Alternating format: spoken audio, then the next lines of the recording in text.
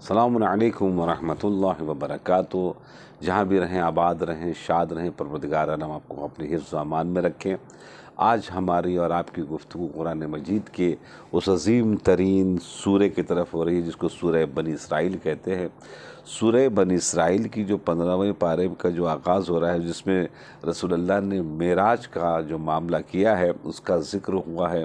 سبحان الذی اسری بعبدہ، پاک ہے وہ ذات جو اپنے بندے کو لے گیا۔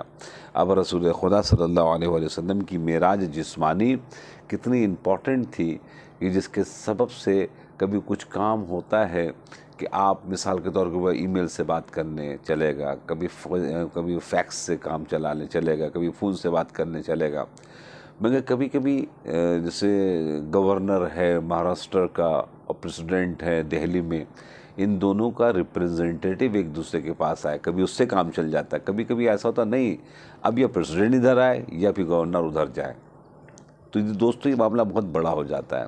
ایسے ہی رسول اللہ صلی اللہ علیہ وآلہ وسلم کا معاملہ اتنا زبردست تھا کہ قرآن جو تھا وہ جبریل لے کر آ گئے، فرشتے لے کر کبھی کپڑے آ جاتے ہیں اور وغیرہ وغیرہ، یہ سب چیزیں جناب والا ہوتی چلی گئی۔ مگر کچھ چیزیں ایسی تھی کہ جس کے لیے رسول اللہ کو معراج پر جانا پڑا، جس میں سورہ بنی اسرائیل میں تذکرہ ہوا۔ اب میں آپ کو اسی ہلکا سا صرف اشارہ دے رہا ہوں تاکہ پتہ چلے کہ کتنی اہم بات تھی کہ رسول اللہ کو جانا پڑا۔ عزیزوں، تو پھر کون سی چیز ایسی تھی کہ جس میں کوئی بھی فاصلے کی ضرورت نہیں تھی اور کوئی بھی فاصلہ نہیں ہو سکتا تھا؟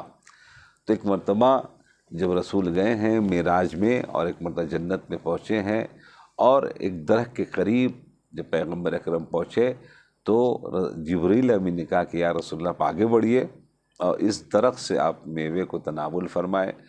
کہا لا کے توڑ کے دے دو، کہا نہیں میں جل جاؤں گا، قریب نہیں جا سکتا۔ کہا کیوں؟ کہا اس لیے کہ اس میں نور فاطمہ زہرا ہے، کہ نور فاطمہ زہرا منتقل ہوگا اس دنیا میں آپ کے ذریعے سے۔ اب ذرا سوچئے کہ اتنا بڑا معراج کا معاملہ، ورنہ رسول اللہ کو کیا دکھاتا پروردگار عالم؟ آخرت کے سلسلے سے، یہ جنت کے سلسلے سے، سب ان کے صدقے میں پیدا ہوئے۔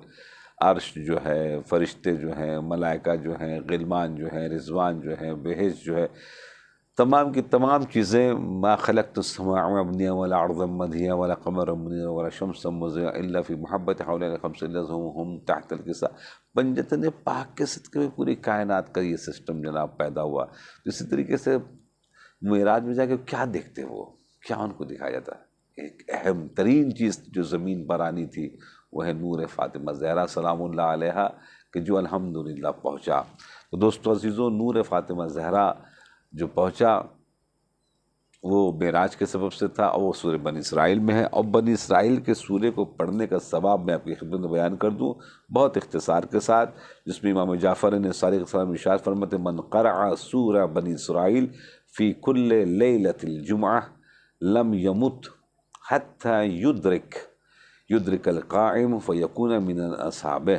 کہتے ہیں کہ سبحان اللہ، اس کو بہت غور سے سنیں گے اور اس کو انشاءاللہ عمل کرنے کی کوشش کریں گے۔ امام جعفر صادق السلام ارشاد فرماتے ہیں کہ جو بھی قرأت کرے سورہ بنی اسرائیل کی فی کل یوم الجمعہ لیلۃ الجمعہ، شب جمعہ کو جو بھی کوئی مطالعہ کرے گا، کس کے؟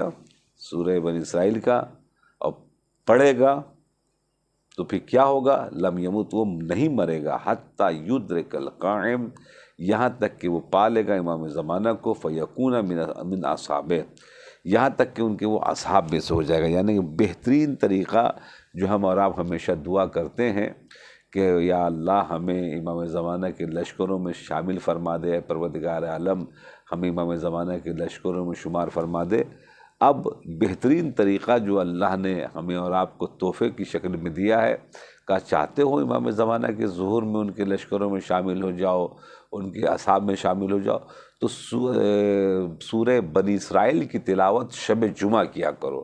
اب ہماری بہنوں میں سے یا ہمارے بھائیوں میں سے جو بھی چاہتا ہے کہ یہ فیوز و برکات ان میں مل جائے، تو پھر اس کو چاہیے کہ انشاءاللہ شب جمعہ میں تلاوت کرے۔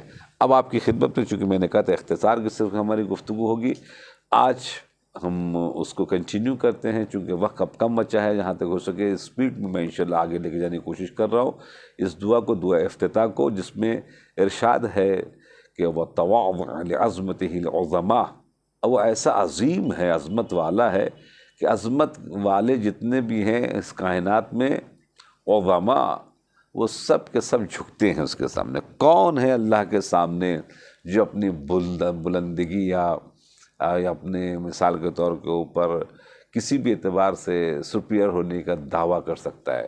یہ جتنے بھی اس کائنات میں ہیں، اس دعا میں ہے، سب کے سب جھکتے ہیں کس کے سامنے؟ اللہ کے سامنے۔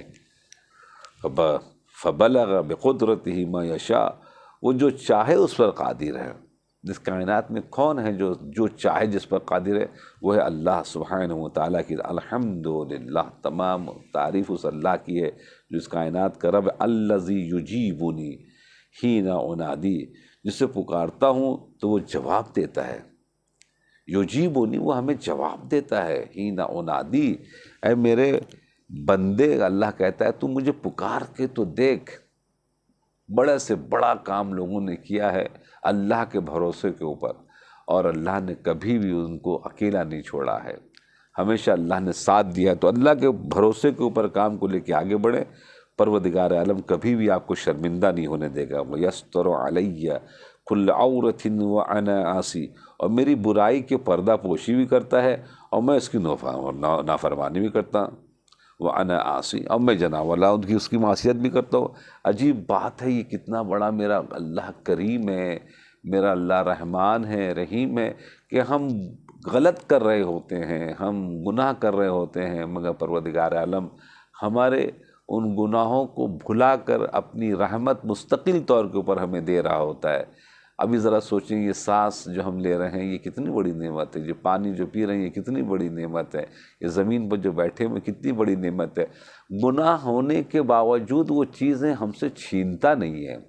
ہمارے یہاں آفس میں، آپ کے آفس میں اگر ذرا سا کوئی آگے پیچھے کا معاملہ گڑبڑ کر دے تو پھر تقریباً ہم غصہ ہو جاتے ہیں، ہم ناراحت ہو جاتے ہیں، سامنے والے ناراحت ہو جاتے ہیں، مگر اللہ اتنی بڑی بڑی نعمت دے رہا ہے اور ہم گناہ گار، ہم گناہ کر رہے ہیں اس کے سامنے، چونکہ پوری کائنات اس کے سامنے ہے۔ ان عالم در محضر خداس، در محضر خدا معصیت نہ کو دیے، امام خمینی کا غالباً جملہ ہے کہ جو اکثر بیشتر بسوں وغیرہ میں لکھا رہتا ہے کہ یہ دنیا عالم امام اللہ کے سامنے اس انداز سے ہے، اپنے ہاتھ کی ہتھیلی سے ہمارے سامنے، ویسی دنیا اللہ کے سامنے۔ کبھی اللہ کے سامنے معصیت نہ کرو، اگر اس بات کو لوگ یقین کر لیں تو گناہ کرنا جناب والا چھوڑ دیں گے۔ اس کے بعد بھی بیان ہوتا ہے فَكَمْ عَلَيَّ فَلَا اُجَازِي، کہ جس کا بدلہ میں اسے نہیں دیتا۔ اللہ اکبر۔ فَكَمْ مِن مُوحِبَةٍ حَنِيَّةٍ قَدْ أَتَانِي، اور اس نے مجھ پہ کتنی بڑی بڑی خوشگوار عنایتیں اور بخششیں کی ہیں، بہت سی کی ہیں۔ وَعَظِيمَةٍ مَخُوفَةٍ قَدْ كَفَانِي، اور کتنی ہی خطرناک آفتوں سے مجھے بچایا ہے۔ وَعَظِيمَةٍ مَخُوفَةٍ قَدْ كَفَانِي، کتنی خطرناک چیزیں ہماری زندگی میں کبھی کبھی ہو جاتی ہیں جس کو ہم تصور بھی نہیں کرتے، پروردگار ہمیں آپ کو بچا لیتے۔ وَبَحْجَةٍ مُؤْنِقَةٍ قَدْ أَرَانِي، اور کتنی حیرت انگیز چیزیں، خوشیاں مجھے دکھا دیتا ہے پروردگار۔ اتنی غلطیاں کرنے کے بعد، اتنی گناہ کرنے کے بعد بھی پروردگار عالم ہمیں معاف کر دے۔ فَأُثْنِيَ عَلَيْهِ حَامِدًا، اور اس کے باوجود بھی جناب ہم کر رہے ہوتے ہیں، ہمیں یہ توفیق عنایت فرما دیتا ہے۔ تمام تعریف اس اللہ کی ہے۔ الذی لا یحتک حجابہ، جس کا پردہ ہٹایا نہیں جا سکتا، کیونکہ وہ نظر نہیں آنے والی چیز ہے۔ لا یدرک الابصار، ان آنکھوں سے نہیں دیکھا جاتا۔ مولا کہہ رہا ہے کسی نے آپ نے اللہ کو دیکھا، بے شک دیکھا، کن آنکھوں سے دیکھا، ان آنکھوں سے نہیں، ان آنکھوں سے دیکھا۔ اللہ نظر آتا ہے ان آنکھوں سے۔ وَلَا يُغْلِقُ بَابُهُ، اور اس کا در کبھی در رحمت کبھی بند نہیں ہوتا۔ وَلَا يُرَدُّ سَائِلُهُ، اور اس کا سائل کبھی خالی ہاتھ نہیں جاتا۔ پروردگار اللہ ہمیشہ عنایت کر دیتا ہے۔ وَلَا يُخَيِّبُ عَامِلُهُ، اور اس کا امیدوار مایوس نہیں ہوتا۔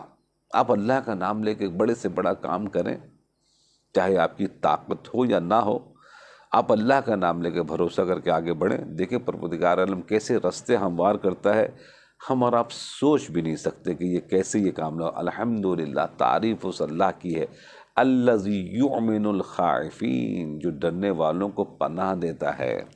بس دوستوں، اپنے آپ کو اس انداز سے ہمیں اور آپ کو رکھنا ہے تاکہ ہم اللہ کے نافرمان بندے نہیں ہو جائیں، کہتے ہیں وَيُنْجِ الصَّالِحِينَ، جو نیکوکاروں کو نجات دیتا ہے، وَيَرْفَعُ الْمُسْتَضْعَفِينَ، یہ بات بہت زبردست ہے، جو لوگوں کو دبائے ہوئے ہوں اس کو ابھارتا ہے۔ یعنی کچھ لوگ ایسے ہیں کہ وہ یہ سوچتے ہیں کہ ہم جسے چاہیں گے بڑھائیں گے وہ بڑھے گا، ہم جسے چاہیں گے گھٹائیں گے وہ گھٹے گا، ہم جسے چاہیں گے وہ شہر میں رہے گا، ہم جسے چاہیں گے وہ تخت پر بیٹھے گا، ہم جسے چاہیں گے اس کو بلند کریں گے، ہم جسے چاہیں گے اس کو گرائیں گے۔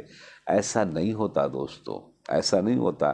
بہت سی تاریخیں ایسی ہیں کہ پوری دنیا جناب مخالف ہو جاتی ہے، مگر جس کو اللہ عزت دیتا ہے اسے کوئی نہیں چھین سکتا۔ مثلا امام خمینی رضوان اللہ تعالیٰ علیہ کتنے دشمن تھے، مگر نماز جنازہ جب ہوئی تو دنیا والوں نے دیکھا، حیران ہو گئے، 11 ملین لوگ، 11 billion people is become together.